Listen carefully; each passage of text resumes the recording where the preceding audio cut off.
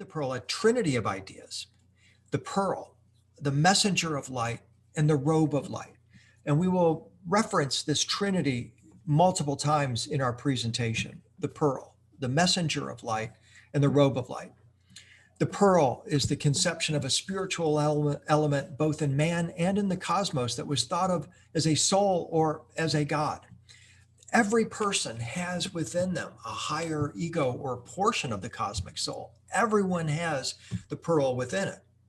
The Sufis and the Kabbalists call it the divine spark and believe that it is contained or in fact imprisoned in the human body. There are numerous names for this pearl: the spirit in us, the inner man, the spark, the seed of light, the seed atom. And what I'm referencing here, by the way, is in my book, The Secret of Scion, which is available on Amazon.com. Fascinatingly, the Gnostic Gospels tell us that the Gnostics believed that the seed of light, or pearl, was the essence of our soul and possibly was ejected from the center of the galaxy. And once on Earth, it grows the physical body as a vehicle for incarnation. Human beings enter Earth through the womb, and while in the nurturing waters, the sea of the womb, the pearl encases itself in the human fleshly garment. Think now of a speck of sand growing an oyster around it. The pearl is inches away from a new domain. It's not fully in this realm, but it's not fully in the realm out of which it emerged. When in the womb, it's in that interluminal type of place, that intermediate space where it's not fully material, but no longer fully immaterial. Then it enters the birth canal, the portal of light, the stargate into our material realm. It's no exaggeration, say the Gnostics, that personal discovery of this transcendent inner being and the supreme concern about its destiny is the very center of Gnostic belief. In effect, our bodies and brains are a device or a vessel birthed by our divine spark or our pearl, created out of DNA to act as information gathering equipment, as well as an earthly transportation vehicle and an energy harvesting and processing device for the pearl. Our soul is given coverings for its descent into creation, and that's our physical body, again, which can be likened to the oyster shell. We relate to the oyster shell, but very seldom do we look for the pearl within. Seldom, unless we are on the path of self-realization, then it becomes essentially our obsession, and we begin to live from the inside out rather than the outside in. We must polish this pearl, say the Gnostics, and morph our earthly bodies into star bodies, wearing the robe of light in order to return to our source. But the Gnostics warn, we have competition. We have a predator. In the hypostasis of the archons, another Gnostic gospel, they tell us that it was the evil archons that clothed man in a material body, a casket or a tomb. They contrived to keep Adam and Eve, along with their divine particles, their divine pearls, trapped in matter, enslaved forever in the wheel of reincarnation as tillers of the Garden of Eden. This has become part of the zeitgeist of our time, where many believe that the archons are back in business in our world. They're operating through artificial intelligence and transhuman technology to further encase our soul in a vessel that will keep us further imprisoned in this material realm. And the temptation is great for many to opt into AI and transhumanism. It offers many tremendous earthly benefits. However, the spiritual cost is beyond anything any of us can comprehend at this time. But it is becoming more and more apparent that we are in this spiritual battle between the materialists, representing the archons, who want to keep awareness of our soul and our pearl away from ordinary consciousness, and those on the path of self-realization, awakening, ascension, and enlightenment, who want to make it the basis for our culture and our civilization. This is the bifurcation that has been talked about in numerous spiritual and prophetic traditions, including the Hopi, who said there would come a time when there would be this bifurcation, a splitting of the human race. According to the Gospel of Judas, the Savior, the Christ, is the divine spark, the spiritual being inside Jesus who lives in a spiritual dimension. The physical being of Jesus is a simple covering, much like a clothing that the spiritual Savior wears in the world. And the Gnostics would teach that our body is the same as Jesus's, that our purpose is the same, that we too are this divine being encased within this material body. Who we are and what it is that persists from incarnation to incarnation, whether on Earth or any other star system or galaxy, is this solar drop, this divine pearl, this indestructible drop, this seed atom that is perceived as a drop of molten gold or stardust. It is the nucleus or pearl that grows the vehicles necessary for our incarnation. It is that which is enlightened or perfected, say the alchemists. So the Gnostics taught that we're divine sparks that are trapped in bodies made of mud or clay, DNA. The pearl wants to escape from or transcend this mud body that it's trapped in, but many don't know that they're trapped in mud. Our mission is to awaken and remember our true nature. This is the job of the Redeemer, and that's what Jesus did. And for the Gnostics, he is the messenger that enters into our consciousness and helps us to awaken our pearl. He came down to retrieve the divine sparks, the pearls, by helping them to remember that they are, as divine sparks, able to return to the divine realm. Crossing back into Buddhism, the ultimate goal of spiritual practice is to awaken to one's own true nature. It's the exact same thing the Gnostics are speaking of, which is the nature of a fully enlightened Buddha. It is primordial present or enfolded within us. And to make or identify our true nature, we need to tune into it and unfold it. The wish to attain enlightenment begins with our altruistic love for all sentient beings. This is what Rumi was talking about, that placed within our heart is this divine intention, a Christ within. And perhaps now you'll take a moment to put your hand on your heart and think about, feel, sense this divine essence within you, this divine pearl that perhaps has called you today to participate in this presentation. So with your hand on your heart, let's think about, connect with, sense that divine aspect within ourselves. And take a moment to appreciate what it is that you're feeling at this moment.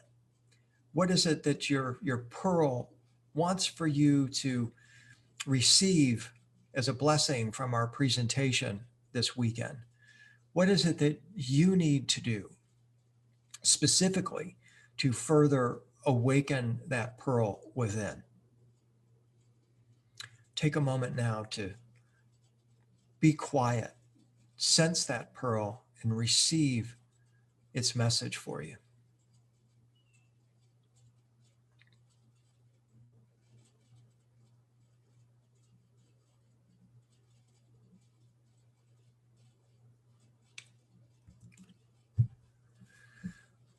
Buddhists teach that through regular and prolonged meditation and focus on the blue pearl or the blue sphere, one gradually experiences their true nature.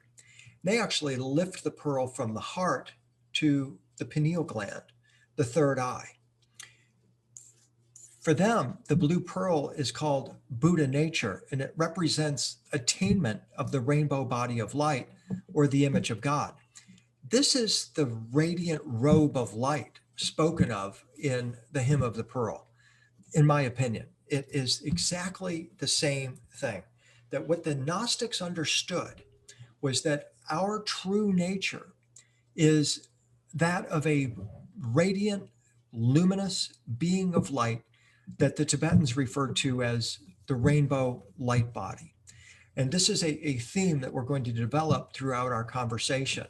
But for now, I want you to have a nice visual image of how the Gnostics might have perceived this robe of light that we disrobed from before our incarnation on earth into our mud body or clay body, and also the robe of light that we will return to once we return to our divine source.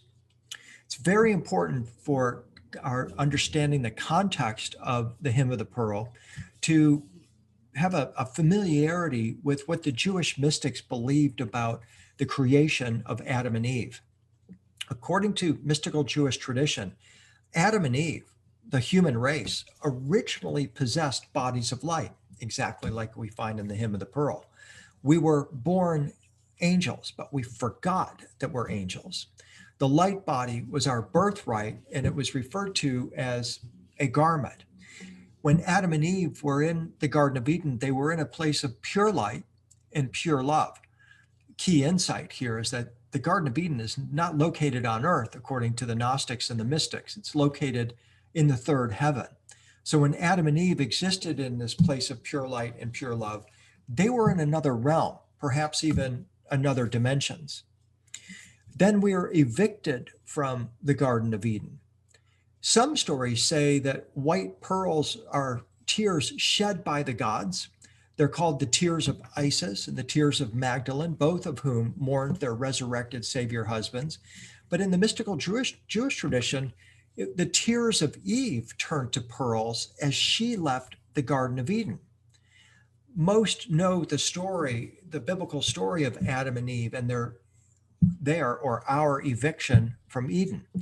Many aren't as familiar with that esoteric Jewish tradition that said Adam and Eve were created as perfect light beings. And then after our eviction from Eden, we lost our light body.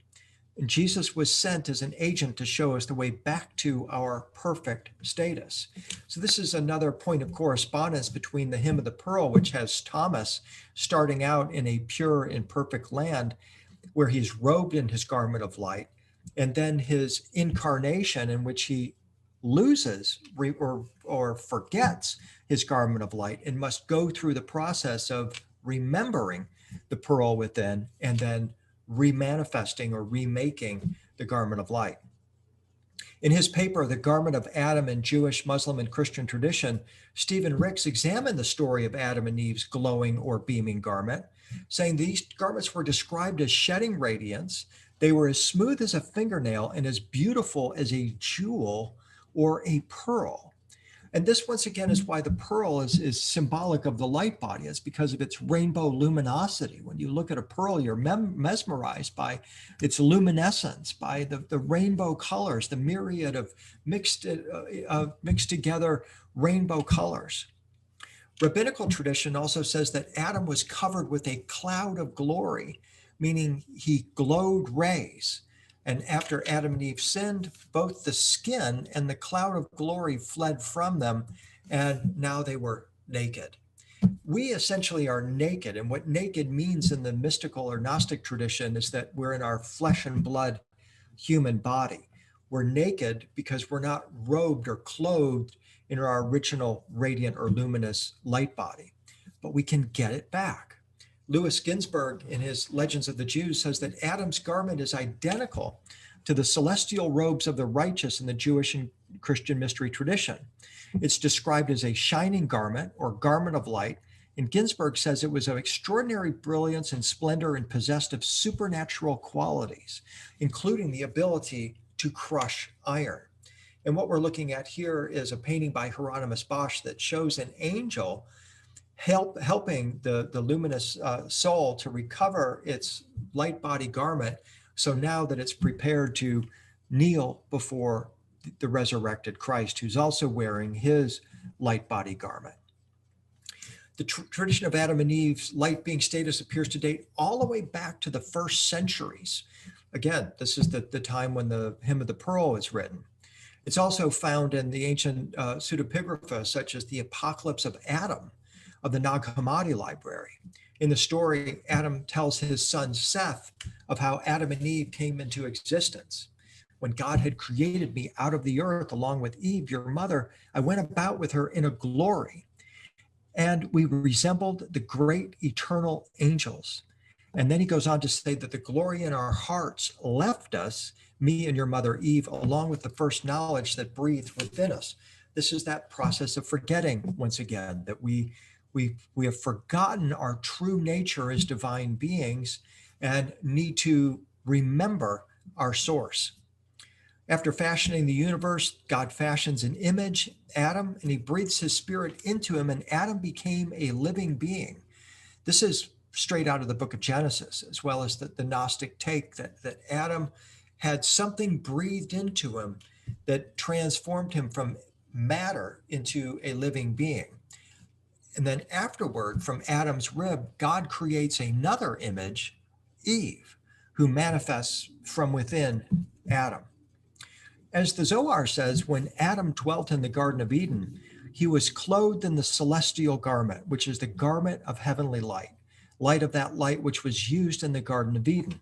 This once again is referring to this higher dimensional, higher frequency realm out of which we emerged and are seeking to return to.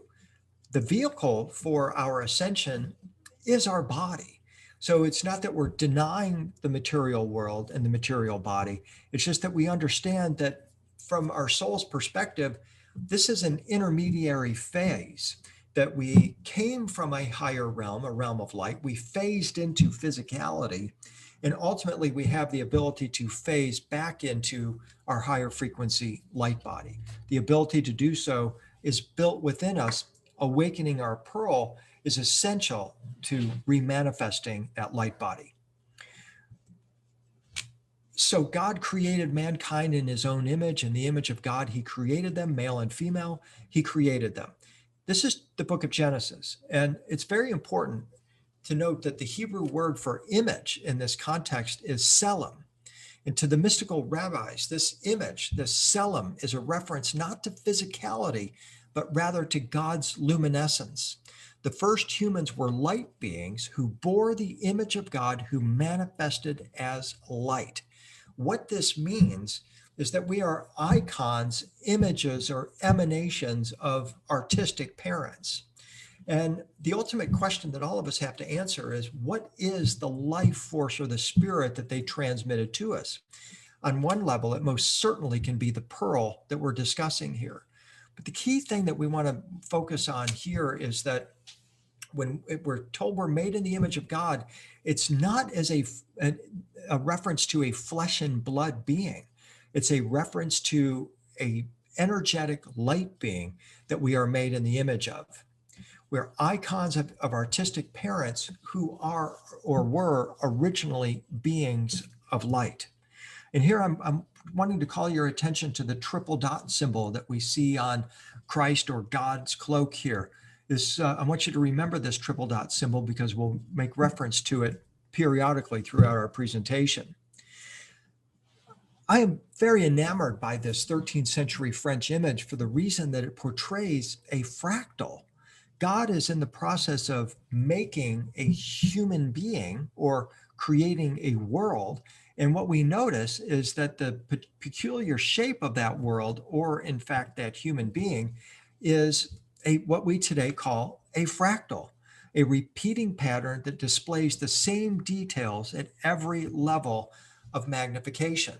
Most are familiar with the idea of the Mandelbrot set, a fractal that was made famous in the 1980s. But look at how it perfectly corresponds with the image that God is making in this 13th century French image. How can that be possible? I mean, that is one of the great kind of mysteries of all symbolism, is how this fractal ended up in this 13th century icon. Because the Mandelbrot set was not discovered until 1980 by Dr. Benoit Mandelbrot, who then was working for IBM in New York, working with newly invented personal computers. And he discovered that the Mandelbrot set repeats itself into infinity at every level of magnification. It's a mathematical icon that has been called the thumbprint of God. And the metaphysical message of the Mandelbrot set is that we are effectively made in the image of God, which means we are fractals of our Creator. Much like the Mandelbrot said, at every level of magnification, the image remains the same, as does the ability to reproduce that image. So deep within us is this image, this icon of our Creator that has enfolded within it all of the capabilities of the Creator.